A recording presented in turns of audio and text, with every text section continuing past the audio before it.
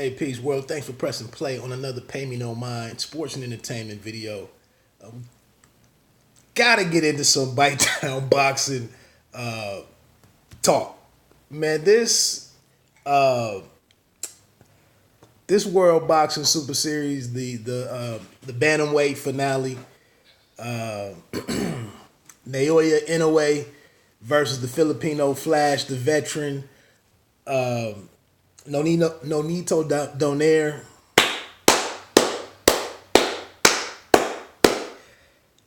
Phenomenal fight. Phenomenal fight.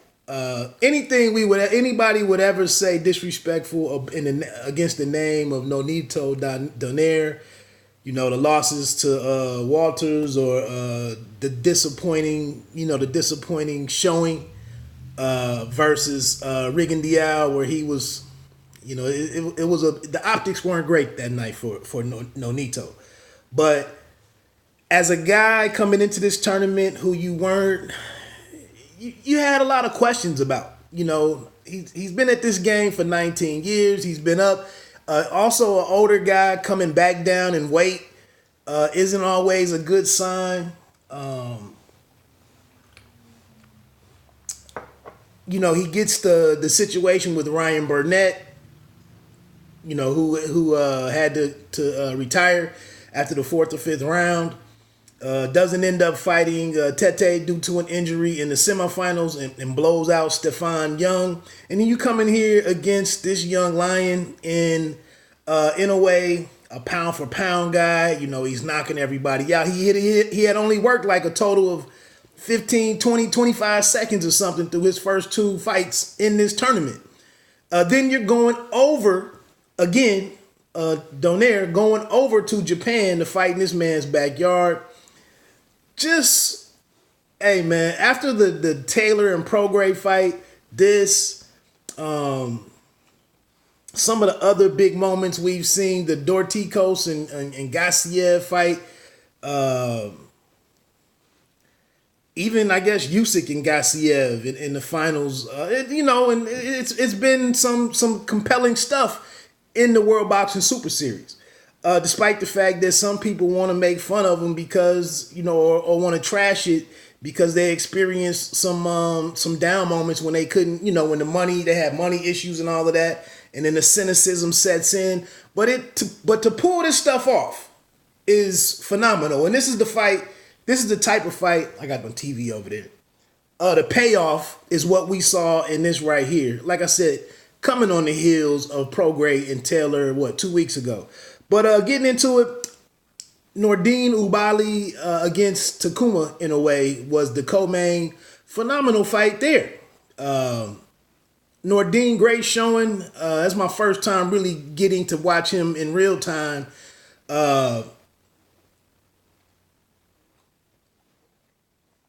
He got a lot of game. I see why Roy Jones was messing with him for a minute, or and he knocked Takuma down. In the fourth round? I didn't take any notes on that one, but got the knockdown early. Just was better rhythm, more powerful. That Takuma doesn't have the power of his brother. They got 17 siblings in that family. Damn. And Inoue fights back in the final round and hurts Ubali, and goes on a 20-25 second onslaught of trying to knock him down, trying to get him out of there. But Ubali finished on his feet, won it unanimously. But I like what I saw in Ubali. Quickness, suddenness, nice, just a real nice style on him. So if we see these guys down in the future, Ubali and Naoya, I'm there for it. But moving into this main event, man, just a phenomenal fight, man. We talk all this stuff about boxing's woes and its shortcomings, and talk about the zone and the issue last week with deferring to the UFC and whether the fight was fixed and all of this stuff, man. This stuff right here is why we rock with the sport the way that we do. They got it going. They got it cracking pretty early in this one. Naoya was definitely. He was a younger guy. Better on his toes, better reaction. Better reactions, reflexes. We thought the more powerful guy. And the one thing that Donaire used in his advantage was his good power and timing and just ring IQ, all that experience, and then just toughness, man. Just toughness. Naoya was cut in the second round. I think a left hook inside by Nonito Donaire in the last minute. I made some notes of Nonito just had a more controlled attack. Real contained moments of engagement. Also in that round, Donaire was hit with a shot and staggered away. That was earlier in the round, but he did manage to get that big cut, right above the eyelid, the right eyelid of Naoya, which was a good sign for him. You damaged the kid, give him some things to worry about outside of the fight. Naoya's corner did a great job in terms of keeping the blood, keeping it very little blood into the 8th round. Round 3, good back and forth. You could tell that Donaire was just working from a solid game plan and solid execution and just being tough. Round 4, Inoue is in rhythm offensively through most of the round, but Donaire was still competing well. Inoue was doing a great job of getting his work off and then exiting, mainly to his left. But like I said, having those quicker reflexes and better legs to get in and out and get away, that's all going well for him. I had the 5th round. I put a square around that one for a big Inoue round. Moments after a good right hand from Nonito Donaire over Inoue's left hand. Inoue buckled Nonito Donaire with a big right hand of his own. Flurry ensued, and for like the last 45 seconds, Donaire was under attack from all kinds of shots. You thought the referee might step in at that point, or you thought a knockdown was even coming. And you thought that, his age in that very moment, that his age might have caught up with him. I think they said, he's 37 or turns 37 next week. Big round for Inoue. Round 6, Donaire's right eye swollen. Inoue opened the round very cautiously, coming on the heels of such a big, an extended period of, really being the boss in there and taking Donaire apart. But Donaire is standing like mid-range and then even being inside some. And I made a note here in the 6th that Inoue is not giving a lot of body. He's not doing a lot of body work. He's not going to the body a lot, which is one of the better aspects of his attack. I made that note in round 6. Round 7, Donaire comes back after two rounds of being taking some damage. He's competing really well. He was doing excellent in setting up his right hand and delivering his right hand and catching Inoue with some good shots. Round 8, series of early right hands by Donaire. Great combo at about the 40-second mark for Donaire. Inoue's right eye is bloody. This is the heart of a champion right here. This is to come back after those three rounds right there and come back and do what he did in the 8th. And we thought this fight was winding down. And then he comes out and Donaire comes out and has this, this awesome 8th round. Then in the 9th, just builds off of what he started in the 8th. Nonito Donaire, big right hand at about the 150 mark, and goes on a nice onslaught. We thinking, Inoue is looking a little shaky. We don't know what's going on with him. We haven't seen him walk through fire, face and overcome adversity. But he taps the gloves and tells him, "Come on," and he's like, I'm not a one-trick pony. I can give and take. I'm a fighter. So this is like I'm losing my mind over here. And then I have right here, I did have a square on this round for it being, and marked it big for Donaire. But Donaire's timing is what I marked down my note on this one. His timing throughout the fight allowed him to compete at his own speed. It wasn't quite the tortoise and the hare. It wasn't quite that kind of disparity in speed, but it was definitely different approaches to being effective. Round 10, I got that one boxed off for Inoue. Big round for him. He starts the round jabbing and circling. Well, back to that exiting. This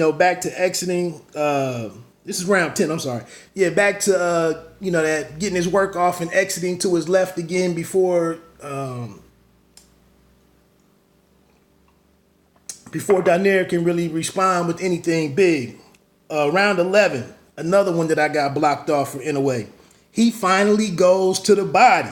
That sweeping left hook, I thought it might have been low at first from the reaction of Donaire, but that sweeping left hook catches him in that sweet spot. And Donaire backs away and takes a walk. Here's the one bit of controversy is like the referee bumps into bumps into Inoue as he goes to chase him down and attacking. And then it was almost like a pick play in the NFL. And, Inoue bounces off of the referee. And I was like, well, what are we going to do in this moment? Like, what are you doing? But then Donaire goes down and takes the knee. Takes the knee. He gets up at the count of 9, I believe. And then once he does get up, Inoue is on the attack. And then that timing again, that instinctively, he throws this left hook that just stops Inoue in his track. And for the rest of the round, Inoue is still on the attack, but he definitely has some respect for Donaire that he's like a wounded animal that's very dangerous. So he gets out of that round 11. We get into the 12th round. Again, Donaire comes back out like nothing's happened. Like, I'm still here.